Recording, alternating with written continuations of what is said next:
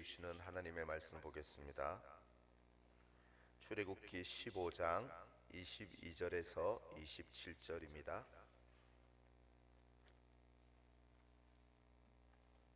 출애굽기 15장 22절에서 27절.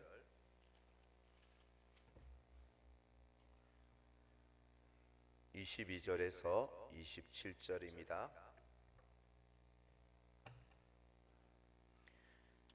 하나님의 말씀을 제가 읽겠습니다. 하나님의 말씀을 들으십시오. 모세가 홍해에서 이스라엘을 인도하며 그들이 나와서 수르 광야로 들어가서 거기에 사흘 길을 걸었으나 물을 얻지 못하고 마라에 이르렀더니 그곳 물이 서서 마시지 못하였으므로 그 이름을 마라라 하였더니 백성이 모세에게 원망하여 이르되 우리가 무엇을 마실까 하며 모세가 여호와께 부르짖었더니 여호와께서 그에게 한 나무를 가리키시니 그가 물에 던지니 물이 달게 되었더라. 거기서 여호와께서 그들을 위하여 법도와 율례를 정하시고 그들을 시험하실새 이르시되 너희가 너희 하나님 나 여호와의 말을 들어 순종하고 내가 보기에 의를 행하며 내 계명에 귀를 기울이며 내 모든 규례를 지키면 내가 애굽 사람에게 내린 모든 질병 중 하나도 너희에게 내리지 아니하리니 나는 너희를 치료하는 여호와임이니라. 그들이 엘림에 이르니 거기에 물샘 12과 종려나무 70그루가 있는지라. 거기서 그들이 그 물 곁에 장막을 치니라. 아멘.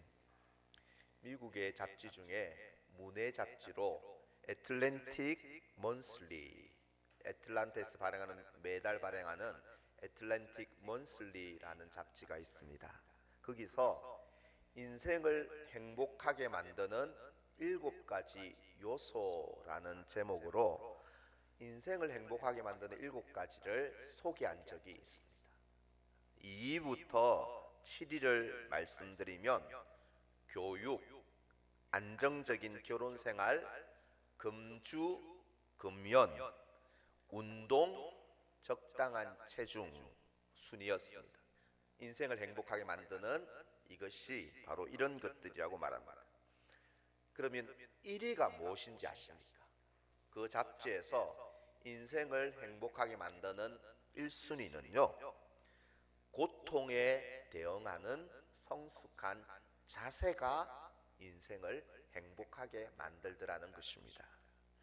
문제나 고통이 전혀 없는 삶이 인생에 행복을 주는 것이 아니라 바로 고난에, 시련에 대응하는 태도가 인생의 행복의 질량을 결정한다는 것입니다. 고통에 대응하는 자세입니다. 홍해가 둘로 쫙 갈라지는 놀라운 기적을 경험했던 이스라엘 백성들은 우리가 지난주에 살펴본 대로 하나님께 눈물로 감격의 찬송을 불렀습니다. 기적을 보았으니 얼마나 가슴이 뜨거웠겠습니까? 그날 이후로 그들은 광야길을 이제 3일간 홍해에서 이렇게 남동쪽으로 내려오는데 3일간 가다가 물이 없어서, 먹을 물이 없어서 고통을 겪습니다. 그리고 겨우 샘 하나를 발견합니다. 그런데 그 물에서 악취가 나고 너무 썩고 써서 도저히 마실 수 없는 물을 발견하고, 그래서 그곳 이름을 붙이기를 마라, 쓰다는 뜻의 마라라고 붙였습니다. 여러분, 백성들이 3일 동안 걸어왔는데 오아시스 같은 것 하나 발견했는데 악취가 나고 써서 마실 수 없어요. 어떻게 되겠습니까? 백성들이 전부 너도 나도 들고 일어나며 모세를 원망하고 비방하고 불평하기 시작했습니다. 이때 모세가 저 마라에서 다급하게 하나님하고 부르짖어 기도하기 시작합니다. 그러자 하나님의 능력으로 그 쓴물이 달게 변하는 화학적인 변화가 일어나서 잠시 목을 축이게 되었습니다. 이후에 하나님은 이스라엘 백성들을 또 인도하셔서 대추 야자나무, 성경에는 종려나무라고 되어 있는데 대추 야자나무 70그루와 물샘 열둘, 즉 물이 풍부한 오아시스 지역인 엘림으로 하룻길을 걸어 엘림으로 인도하셨습니다. 이것이 오늘 본문의 대강 줄거리입니다. 여러분, 하나님은 마라에서 써서 마실 수 없는 그 고통 가운데 있는 이스라엘 백성들을 단물을 주시고 결국은 오아시스 엘림으로, 물이 풍부한 엘림으로 인도하신 것처럼 하나님은 오늘날 우리의 삶도요, 때로는 마라같이 쓰고 악취가 나고 괴로워서 한 고통과 결핍이 가득한 우리의 삶도 마라에서 엘림의 기쁨으로, 넘치는 기쁨과 만족이 있는 엘림으로 하나님은 인도하길 원하신다는 것입니다. 그런데 중요한 것, 행복은 고통에 어떻게 반응하는가에 대한 태도가 행복을 결정하는 1순위라고 하였습니다.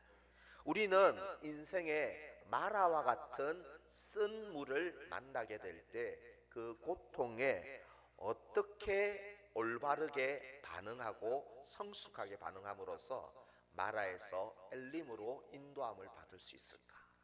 어떻게 하면 마라에서 엘림으로, 엘림의 축복으로 인도함을 받을 수 있을지를 상고해 보고자 합니다. 우리 인생에서 마라에서 엘림으로 인도함을 받으려면 첫 번째는요, 주님께 부르짖는 한 사람이 되라는 것입니다. 내가 고통 중에 주님께 부르짖는 그 한 사람이 되십시오. 마라에서 쓴물 때문에 마음이 너무너무 상한 백성들이 너도 나도 불평하자 이 불평이 온 공동체를 전염시켰습니다. 마실 물을 빨리 달란 말이요, 마실 물. 당신 때문에 다 죽게 생겼어. 책임지시오.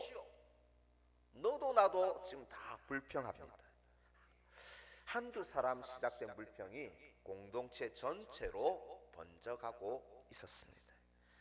그래서 그 전체의 불평이 이 물의 문제를 해결했을까요? 여러분, 원망과 불평이 문제의 어떤 것도 바꾸지를 못했습니다. 오히려 고통의 문제를 해결하기보다 그 불평은 공동체 전체의 은혜의 불길을 꺼뜨리고 공동체 전체에 전염시켰다는 것입니다. 그러나 이 공동체를 바꾼 사람이 누구입니까? 모세입니다. 25절을 보실까요? 모세가 여호와께 부르짖었더니 여호와께서 그에게 한 나무를 가르치시니 그가 물에 던지니 물이 달게 되었더라. 여기서 주목할 것은 모세가 여호와께 부르짖었다. 백성들은 너도 나도 다 비방하고 원망하고 불평하고 분노하는데 그 자리에서 한 사람, 그 자리에서 하나님께 무릎 꿇고 부르짖기 시작했습니다. 모세 단 한 사람, 고통의, 공동체의 고통의 문제를 안고 주님께 엎드리고 주님께 가져가고 부르짖기 시작했을 때 200만 명이 불평해도 해결되지 않는 이 물의 문제를 한 사람 엎드리고 기도하기 시작했을 때 쓴물을 단물로 바꾸시는 주님의 역사가 나타났습니다. 여러분, 사실 우리는 이 출애굽기를 벌써 15장 묵상하는데요, 이후에 살펴볼 이스라엘 백성의 이 40년 광야 생활의 여정은 한마디로 말하면 불평덩어리, 불평과 원망의 연속이었습니다. 홍해 앞에서 죽겠다고 불평했었죠. 아말렉과의 전투에서 우리 죽었다고 또 모세를 향해 불평합니다. 그리고 또 조금 있으면 애굽에서는 고기를 먹었는데 지금 고기도 없다고 또 불평합니다. 그런데요, 백성들은 그때마다 전부 원망하고 불평하는데 한 사람, 유일한 한 사람 모세는 그때마다 하나님께 엎드립니다. 하나님께 울부짖고 부르짖습니다. 무엇이 하나님의 역사를 가지고 공동체를 변화시켰을까요? 200만 명의 불평과 원망이 아니라 한 사람, 기도하는 한 사람이 공동체를 바꾸었다는 것입니다. 시편 34편 6절, 시편 34편 6절 우리 같이 읽겠습니다. 시작. 이 공고한 자가 부르짖음에 여호와께서 들으시고 그의 모든 환난에서 구원하셨도다. 아멘. 다윗 왕도 대단한 리더십과 믿음의 이 훌륭한 위인인 다윗도 그가 공고하게 되고 고난으로 마음이 거지처럼 낮아지고 가난해졌을 때에 부르짖습니다. 이 공고한 자가 부르짖습니다. 그때 하나님의 음성과 구원과 능력을 체험했습니다. 여러분, 사람들이요 어떤 때 부르짖게 될까요? 문제와 어떤 현실의 고통 앞에서 내게는 어떤 해결책도 능력도 희망도 답도 없던 것을 절감할 때 그제서야 하나님께 부르짖습니다. 그리고 오직 주님께 이것에 대한 소망과 답과 능력이 있음을 믿는 사람은 내게는 아무것도 없고 거지고 하나님께만 답과 능력과 소망이 있음을 믿는 사람은 부르짖습니다. 반면에 하나님을 믿지 못하는 사람은 부르짖지 않는다는 것입니다. 불평하되 부르짖지 않는다는 것이죠. 31살 된 한 주부가 있었는데요, 그의 간증을 제가 조금 들었습니다. 좋은 남편과 결혼하고요 딸 아이를 낳고 행복한 가정생활을 하던 어느 날 건강검진에서 부인과 암 진단을 받습니다. 하늘이 무너지는 것 같았겠죠. 그 여성은 그래도 수술하고 고통스러운 항암 치료를 몇 차례 받으면서 차라리 죽었으면 좋겠다, 우울하고 슬픈 나날을 보내고 있었습니다. 어느 날, 그날도 고통 중에 잠들지 못하고 뒤척이고 잠을 깼는데, 하나님, 우리 엄마 아프지 않게 해주세요. 병원 가지 않게 해주세요. 제가 엄마 말 잘 들을게요. 꼭 아프지 않게 해주세요. 옆에서 4살 딸아이가 엄마 자고 있는 옆에서 눈물을 펑펑 흘리며 무릎 꿇고 하나님께 기도하는 것을 보았습니다. 아이의 이 간절한 부르짖음을 보면서 자신은 삶을 포기했다는 사실이 너무 부끄러진 엄마는 그때부터 더 열심히 치료를 받으며 자신도 간절히 기도하며 하나님의 은혜를 구합니다. 7년 만에 의사로부터 완치 판정을 받고 완전히 없어졌다는 그 놀라운 선언을 들었다는 그런 내용의 간증이었습니다. 영국의 강해 설교자로 유명한 설교의 황태자라고 불렸던 찰스 스펄전 목사님은 이런 말을 했습니다. 사람들 앞에 적게 구하고 적게 바라라. 하나님 앞에 많이 구하고 더 많은 것을 바라라. 10년 걱정하는 것보다 10분 기도하는 것이 훨씬 더 낫다. 이렇게 말했습니다. 성도 여러분, 우리가 염려하는 것들, 불평하는 것들 해도 아무 일도 일어나지 않을 것입니다. 하지만 우리 한 사람 하나님께 겸손히 무릎 꿇고 부르짖어 공고한 중에 부르짖어 기도하면 하나님이 일하기 시작하실 줄 믿습니다. 내 삶을, 가정을, 우리 교회를 또 이 민족을 생각할 때에 도대체 누가 새롭게 할 수 있단 말입니까? 하나님께서 일하기 시작하면 아름답게 변화되고 새로워질 줄 믿습니다. 나의 모든 약함이 있으니까, 우리가 처한 상황이 고통 중에 마라와 같은 우리를 쓰게 만드는 환경이 있으니까 그때에 부르짖어 하나님 앞에 무릎 꿇고 부르짖는 이 기도의 자리, 부르짖는 기도를 시작하고 부르짖는 기도를 다시 회복함으로 선물을, 우리 인생의 선물을 단물로 바꾸시는 하나님의 놀라운 역사를 경험하는 서울남교회 모든 성도 되시기를 간절히 축원합니다.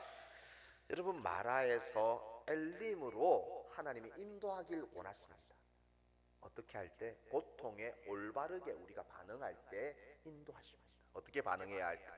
둘째는 마라에서 하나님의 뜻이 무엇인지를 질문하고 찾고 배우는 훈련을 거쳐야 한다는 것입니다. 테스트를 거쳐야 한다는 것입니다. 사람들은 종종 세상 사람 이렇게 말합니다.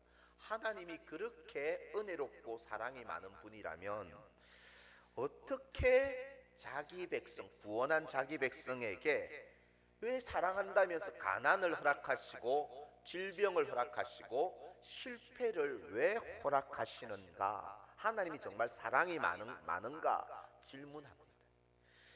여러분, 하나님은 이집트 군대와 홍해 바다에서 큰 구원을 이루신, 큰 구원으로 건져내신 자기 백성을 물이 풍부한 오아시스인 엘림으로 다이렉트로 그곳으로 인도하시지 아니하시고 왜 마라로 인도하셨을까?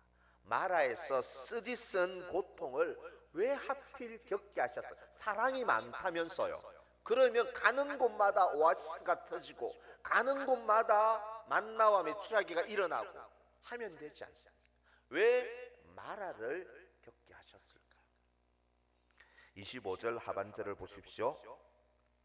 거기서 여호와께서 그들을 위하여 법도와 율례를 정하시고 그들을 시험하실세. 거기서 어디입니까? 마라에서입니다. 마라에서 쓰디쓴 쓴물을 경험하고 약간의 이 단물도 맛본 이스라엘 백성들에게 거기서 곧장 엘림으로 가라 하지 아니하시고 거기서 법도와 율례를 가르치셨다는 것입니다. 이 법도와 율례, 한마디로 하나님의 뜻과 말씀을 정해주시고 가르치셨다는 것입니다. 하나님은 지금 생존에 필요한 물을 원하고 음식을 원하는 백성에게 거기서 왜 말씀을 공급하셨을까? 질문해 보아야 합니다. 하나님이 자기 백성에게 진정 원하시는 것은 물과 떡만 먹는 인생이 아니라 고통 중에 기적만 찾고 생존만 구할 것이 아니라 신앙보다 그 고통과 마라 속에 주님의 뜻이 무엇인지를 배우길 원하시고 그 뜻을 따르는 친백성 되기를, 하나님의 백성다운 백성 되기를 원하셨다는 것입니다. 여러분, 하나님이 원하시는 것은 기적을 주는 것이에요. 기적은 또 없어지면 또 기적을 달라고 하지 않습니까? 기적이 없어도 하나님의 뜻이 무엇인지를 알고 그 뜻에 순종하며 따르는 거룩한 성품을 이루는 주님의 백성 만들기를 원하셨다는 것입니다. 그래서 마라의 고통 중에 주님이 말씀을 가르치고 말씀을 먹이시고 계십니다. 고통 중 주님의 뜻을 찾고 배우게 될 때 우리 주님께서는 그래서 자기 백성이 하나님의 뜻 앞에 순종하며 따를 때 모든 질병에서 치료하시고 엘림의 축복으로 인도하여 주실 것을 약속하고 계십니다. 시편 119편 71절에서도 이렇게 시인은 말합니다. 우리 같이 읽겠습니다. 고난 당한 것이 내게 유익이라 이로 말미암아 내가 주의 율례들을 배우게 되었나이다. 아멘. 주의 율례, 주의 말씀, 주의 뜻을 어디서 배웠다고요? 고난 중에 배웠다고 시인은 고백합니다.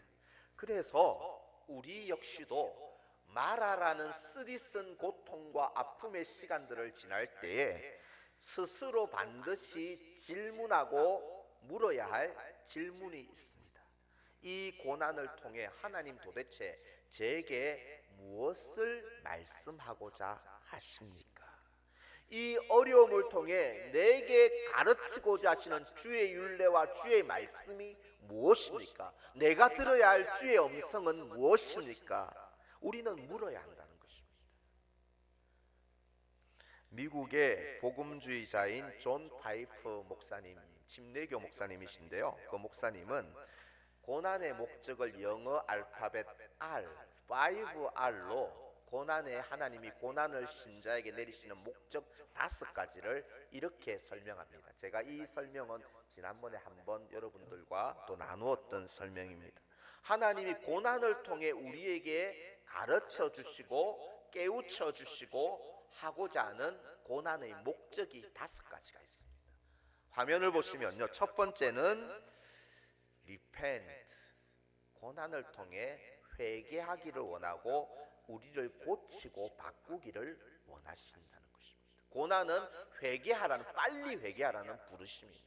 두 번째는 reliance, 세상 의지하던 건 내려놓고 하나님만 의지하라는 부르심입니다. 세 번째 righteousness, 의를 구하라는 것입니다. 고난은 하나님의 의를, 진리를 행하라는 부르심이라는 것입니다.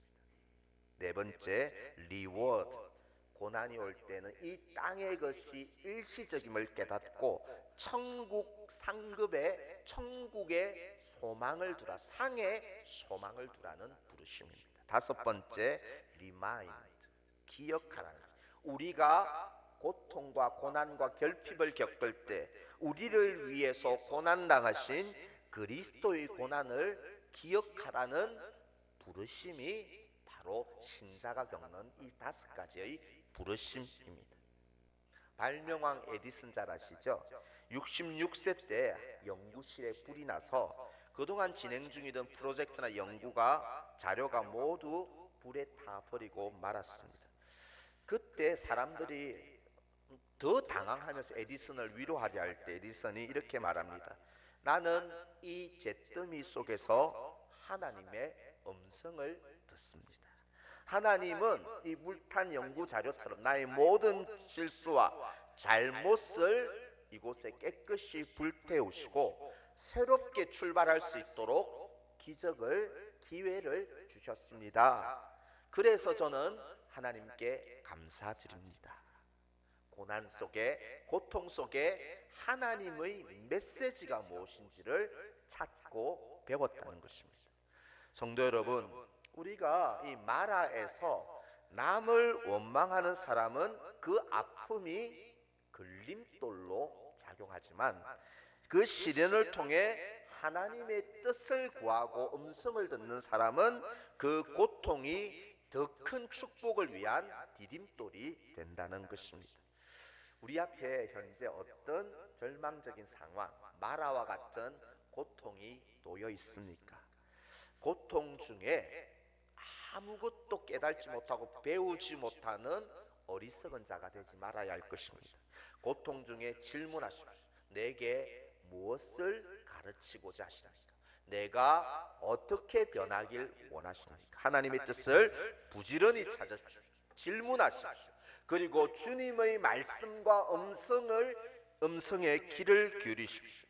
고통을 통하여 나의 회개, 나의 변화, 발전과 성숙의 이 디딤돌로 삼는, 그래서 고난이 축복이 되는 서울남교 모든 성도들이 되시기를 간절히 축원합니다.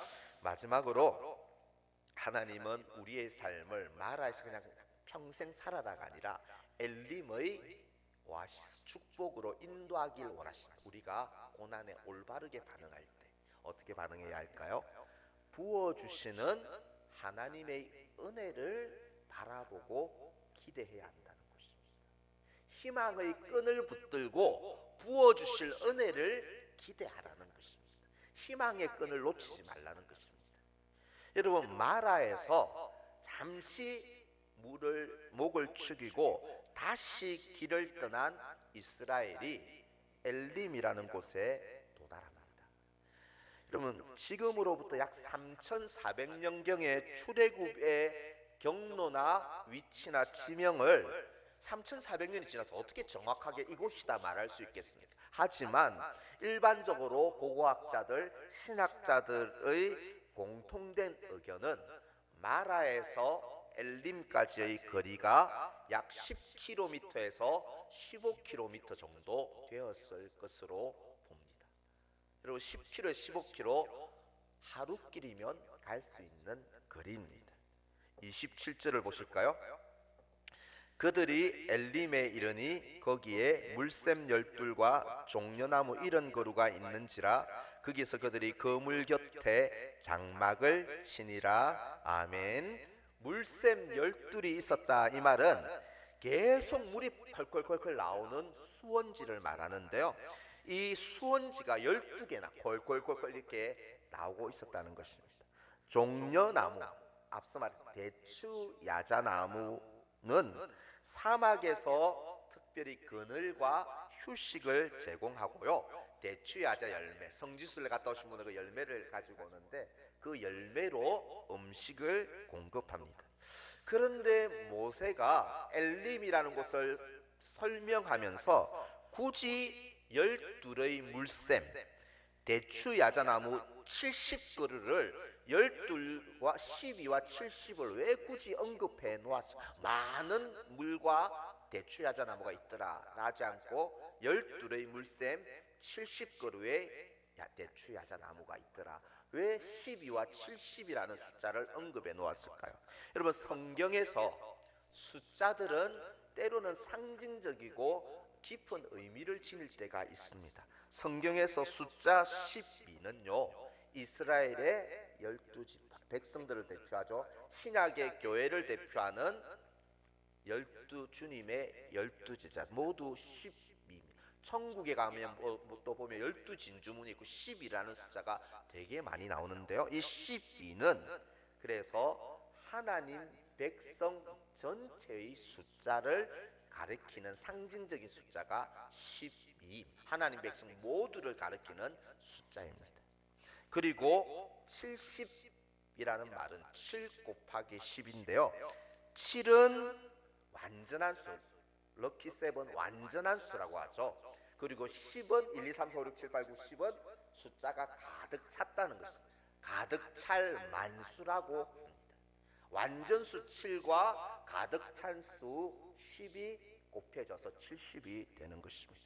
그래서 지금 엘림에 샘이 12이 있고 대추 야자나무가 70그루 있었다는 말은 10이 하나님의 백성의 수죠. 모든 백성이 7 곱하기 7 완전하고 충만하게 안식하고 마실 정도로 그곳에 하나님의 은혜가 모든 백성이 마시고 다 쉴 정도로 하나님의 은혜가 풍성하게 부어졌다는 것을 의미하는 것이 70그루와 물샘 12입니다. 하나님의 은혜가 넘쳐났다는 것입니다. 사실 우리는 이 대목에서 의문이 하나 생깁니다. 이스라엘이 이렇게까지 과분한 하나님의 사랑과 은혜를 받을 만큼 자격이 있는 사람들일까 질문해 봅니다. 여러분, 마라에서 한 행동을 보십시오. 다 불평합니다. 200만 명 다 욕하고 불평합니다. 모세 한 사람만 기도했습니다. 마라에서 단물을 먹어보고 또 이 엘림에서 모두를 적시는 오아시스를 하나님의 은혜를 경험했지만 16장으로 넘어가면요 이스라엘이 드디어 만나와 고기가 없다고 광야에서 대규모 데몬스트레이션, 데모를 하기 시작합니다. 그리고 17장에서는 또 르비딤이라는 곳에 가면 또 물이 안 나온다고 또 불평하고 모세의 권위를 비방합니다. 여러분, 도대체 이 백성들이 하나님의 이런 압도적인 은혜를 받을 만한 사람, 자격이 되는 사람들일까요? 그런데도 왜 이들이 버림을 받지 않을까요? 왜 이들이 가나안 땅을 차지할까요? 왜 이들이 물샘 12과 종려나무 70그루 아래서 하나님의 풍성한 은혜를 누리게 될까요? 이것은 하나님의 무조건적인 사랑, 베푸시는 사랑과 은혜, 하나님의 부어주시는 은혜가 아니면 설명할 길이 없습니다. 그들이 잘났어가 아니라 하나님의 자기 백성을 향한 사랑과 은혜가 항상 그 하나님의 심장에 흐르고 있기 때문에 하나님의 은혜가 그들을 이렇게 풍성한 삶으로 인도하신 것입니다. 우리는 벌써 이제 중년, 이렇게 장년으로 되어가서 이제 자녀에서 부모가 되었는데요. 자녀들은 커서도, 성인이 되었어도 때로는 늘 철부지 어린아이와 같은 것 같습니다. 저를 보아도 그래요. 구순이 된 부모님께 갈 때는 또 철부지가 되는 것 같습니다. 부모님의 뜻을 항상 못마땅히 여기고, 이제 아버지 좀 이제 나이도 드셨는데 제 뜻대로 할게요. 늘 거역하고, 늘 부모님 앞에서 고집 피우고 마음을 아프게 하고, 그래서 지금까지도 늘 받기만 하려고 합니다. 집에 가면 뭐 하나 더 가져올 것 없나 받기만 하려고 합니다. 그런데도 우리의 부모님들은 아낌없이 주고 또 주는 나무처럼 자녀의 자녀까지도 사랑하시고 필요를 채우시고 돌보아 주려고 하십니다. 그래서 명절이 되면 하룻밤도 안 자고 올라가는 자식에게 하나라도 더 싸주려고 하고, 집에 뭐 필요한 것이 없는지 챙겨주려고 하십니다. 이게 은혜라는 것입니다. 자격 없는 자를 향한 부모님의 은혜입니다. 우리는 어떻습니까? 우리는 저 이스라엘 백성들과 다릅니까? 늘 거역합니다. 늘 죄에 넘어지고 또 실수하고 반복하여 실수하고 실패합니다. 또 우리의 상황이 조금만 나빠지면 원망하고 걱정하고 의심합니다. 그런데도 왜 우리는 용서받았을까? 그런데도 왜 우리는 구원받았을까? 그런데도 왜 우리는 하나님의 사랑받는 자녀가 되었을까? 왜 성령이 우리와 지금까지도 버리지 않고 함께 하실까? 하나님 아버지의 은혜 아니면 도저히 설명할 길이 없다는 것입니다.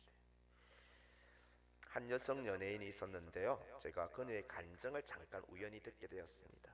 모태신앙으로 배우자를 위해서 아주 구체적으로 기도하여 왔는데, 그런데 또 눈에 마음에 드는 남성을 보고 하나님의 때를 기다리지 못하고 육체의 욕심에 이끌려 자신이 그냥 배우자의 조건을 판단하고 배우자를 선택합니다. 결국은 아픔을 겪고 이혼하고 말았습니다. 이혼의 상처를 겪고 말았습니다. 그녀가 그래서 나중에 치유되고 간증하기를, 간절히 제가 기도했다면 하나님이 은혜 주실 때를 기다리는 것도 믿음이라는 것을 제가 늦게 실패하고 난 뒤 배웠습니다. 기도했다면 기다리는 것이 믿음입니다. 이렇게 고백하더라고요. 성도 여러분, 우리는 마라와 같은 고통이 있고 결핍이 있고 잘 변화되지 않는 환경 앞에서 때로는 걱정을 많이 합니다. 걱정에 꼬리를 물고 걱정합니다. 조바심을 왜 내고 있을까요? 왜 뭔가 불만과 분노가 가득해 있습니까? 그리고 왜 낙심하고 포기하려고 합니까? 왜 그럴까? 저를 돌아보면 하나님의 은혜가 풍성한 내 아버지를 못 믿고 있다, 믿지 못하고 있다는 것입니다. 하나님은 하나님이고 내 인생은 내 인생인데 하나님이 은혜가 풍성하다는 것을 믿지 못하고 있지는 않습니까? 그렇기 때문에 오늘도 은혜를 원하지 않고 구하지 않고 있지는 않습니까?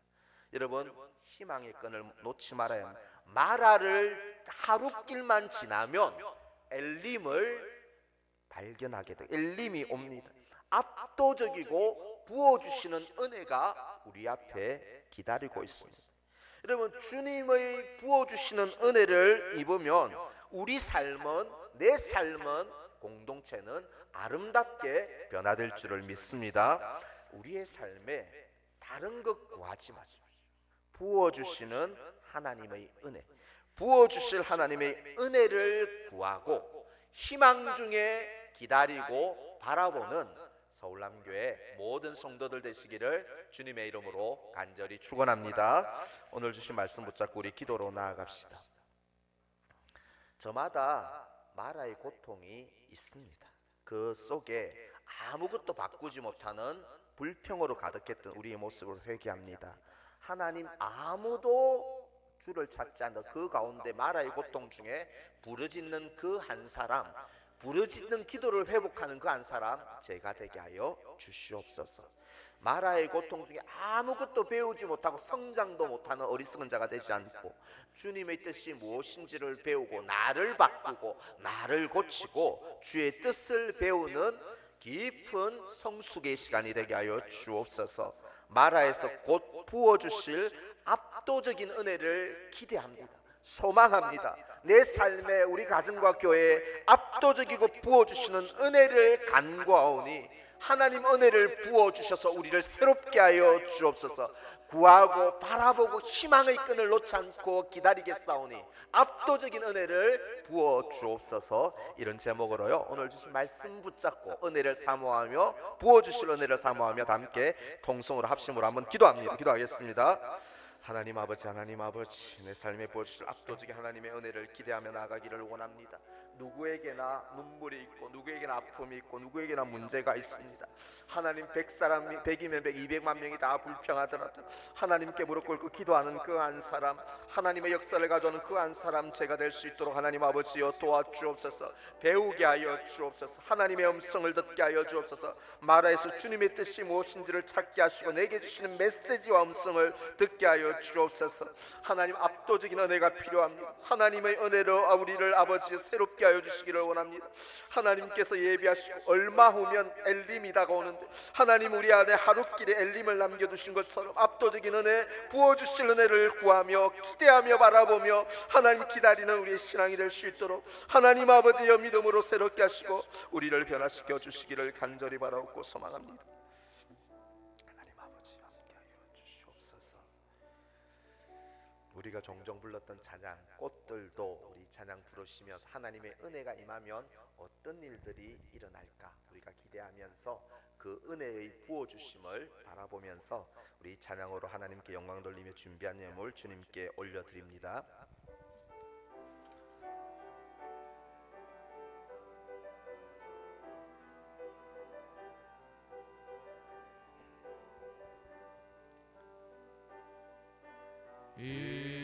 이곳에 생명샘 솟아나 눈물 골짝 지나갈 때에